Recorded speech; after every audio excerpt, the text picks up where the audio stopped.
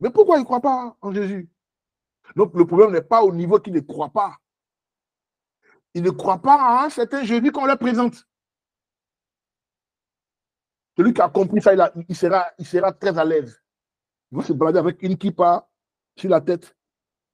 Il va porter ses visites dans la rue. Peut-être qu'il va se méfier des djihadistes ou des terroristes qui sont anti-Israël. Mais sinon, je le dis parce que rien ne pourra venir vous distraire. Rien. Mais je dis rien, vraiment, rien ne pourra venir vous distraire. Celui qui a compris le contexte et le concept surtout de Even. Vous voyez, il était une fois une langue. Cette langue divine remplie de mystères à n'en point fini. C'est-à-dire, elle est de la même famille que l'araméen. Une langue à part, une langue mystique et passionnante lorsqu'on l'étudie, quoi. Cette langue, c'est l'hébreu. Si tu veux convaincre, parce qu'on est obligé, hein, on est obligé d'aller vers Juda. Ephraïm, c'est toi, c'est moi. Mais on est Ephraïm, là. On a la Torah maintenant. Où on va? Oh, Paul dit quoi dans Romains? Il dit, c'est lui qui fera ces choses au plus petit de mes frères. Enfin, c'est Yeshua qui dit d'abord, celui qui le fait au plus petit de mes frères, c'est à moi qu'il a fait ça.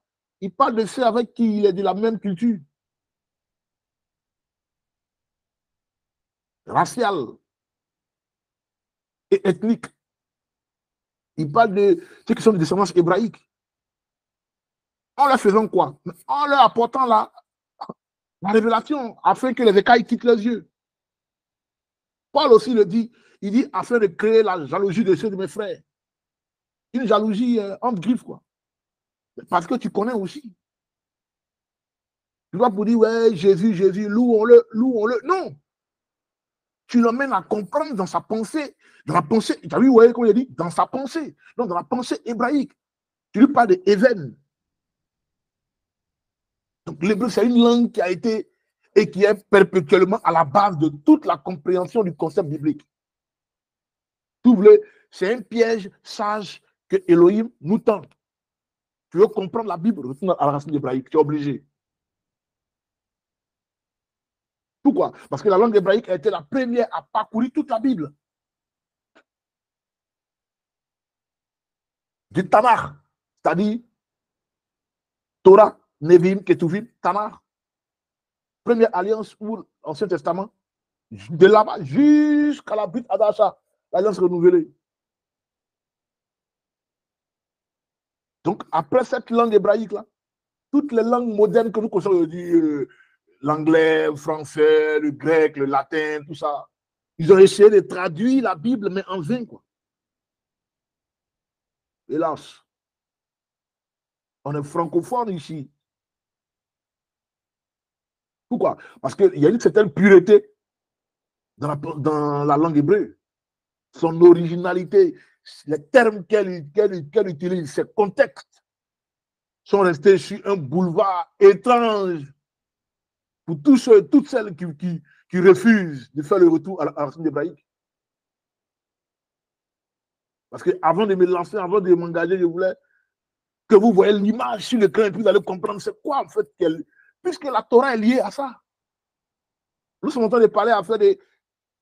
La Torah, c'est Elohim, mais on va en faire des événements maintenant. On lit dans la pensée hébraïque, c'est le concept du rocher.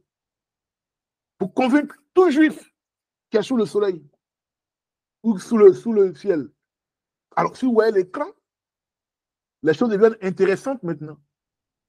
Nous avons ici la démonstration de la notion d'unicité, comme il a dit, qui révèle deux entités, le Père et le Fils.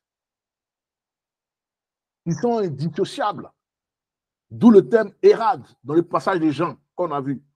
Mais on a aussi Jean en bas qui nous parle de moi et mon Père, nous sommes Hérad, nous sommes un. Dans la pensée hébraïque, il veut dire que c'est nous le rocher. C'est nous le rocher. Autrement dit, le commandement du Père dont on parle depuis le début, là, sont les commandements du Fils.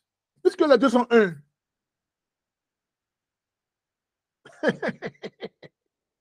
C'est intéressant. Hein? Ils sont unis.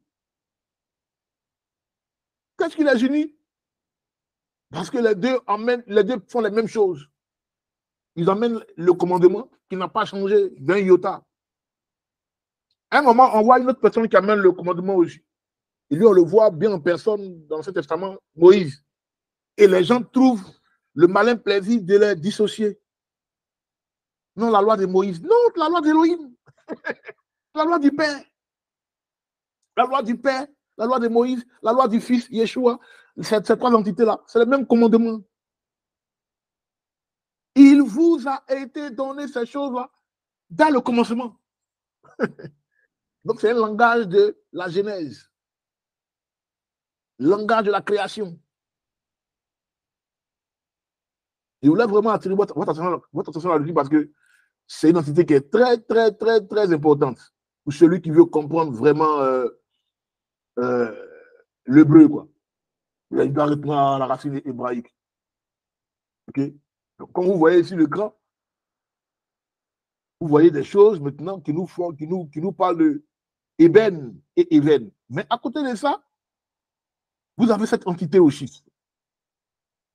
Une autre logique du mot rocher. Alors, ça, on a maintenant